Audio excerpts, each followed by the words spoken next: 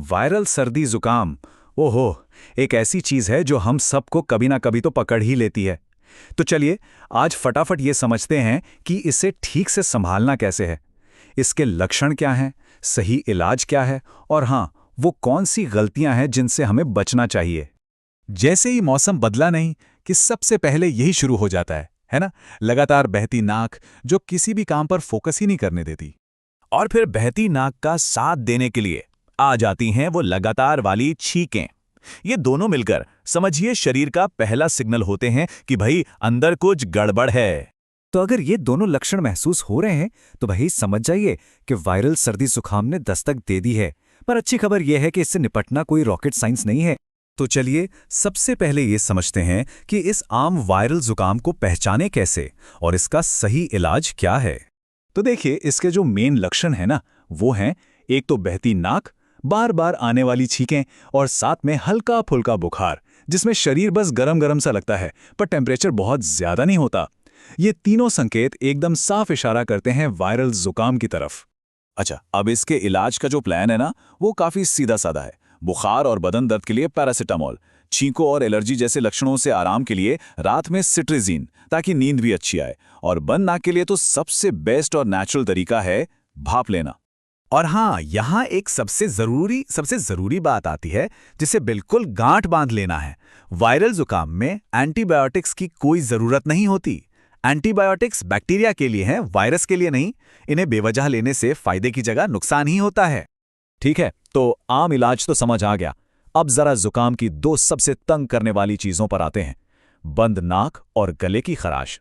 देखते हैं इनकी देखभाल कैसे करनी है। उफ, जुकाम में सबसे ज्यादा परेशान करने वाली चीजों में से एक है वो नाक का बंद हो जाना और चेहरे पर वो भारीपन जिसे हम साइनस का दबाव भी कहते हैं। तो इससे राहत पाने के लिए सबसे सेफ तरीका है सलाइन नेजल ड्रॉप्स, जो नाक को साफ करने में मदद करती हैं। और अगर प्रॉब्लम ज्यादा लगे तो डीकंजेस्टेंट का इस्तेमाल किया जा सकता है, पर यह हमेशा डॉक्टर की सलाह पर और सिर्फ कुछ ही दिनों के लिए करना चाहिए। चलिए अब आते हैं दूसरी बड़ी मुसीबत पर, गले में वो खिचखिच और जलन जिसकी वजह से कुछ भी निगलना मुश्किल हो जाता है। यहां तो कुछ आसान से घरेलू नुस्खे ही कमाल कर जाते हैं, जैसे गर्म पानी में नमक डालकर गरारे करना, गले को आराम देने वाली गोलियां लेना, और हाँ, सूप या हर्बल चाय जैसे गर्म पेय पीना। इनसे फौरन राहत मिलती है। देखिए, सही इलाज जानना जितना जरूरी है ना, उतना ही जरूरी है ये जानना कि कौन सी आम गलतियां हैं जिनसे बचना है ताकि जल्दी से ठीक हो सकें। तो यहाँ दो सबसे बड़ी गलतियों पर ध्यान देना होगा। पहली, जल्दी ठीक होने के चक्कर में एंटीबायोटिक्स ले लेना। याद रखिए, ये काम सिर्फ और सिर्फ डॉक्टर की सलाह पर ही करना है। और दूसरी गलती, जुकाम ठीक होने के बाद भी दवा खाते रहना। जैसे ही बेहतर महसूस हो, दवा बंद कर दो। और अब आते हैं सबसे अहम सवाल पर कि भाई कैसे पता चले कि ये बस एक मामूली जुकाम है या अब डॉक्टर के पास जाने का टाइम आ गया है। चलिए इन खतरे के संकेतों को समझते हैं। ये लाइन समझना बहुत जरूरी है कि घर पर इलाज कब तक ठीक है और कब एक्सपर्ट की सलाह लेनी ही चाहिए। तो इन रेड फ्लैग्स यानी कि इन चेतावनी संकेतों पर खास ध्यान दें। अगर 3-4 दिन में कोई सुधार न दिखे, बुखार बहुत तेज हो जाए, चेहरे में तेज दर्द हो या फिर नाक से गाढ़ा पीला या हरे रंग का डिस्चार्ज आने लगे, तो इसे बिल्कुल नजरअंदाज ना करें और तुरंत डॉक्टर से मिले। तो मतलब कुल मिला के बात यह है कि सही जानकारी हो तो ज्यादातर जुकाम घर पर ही मैनेज हो सकता है।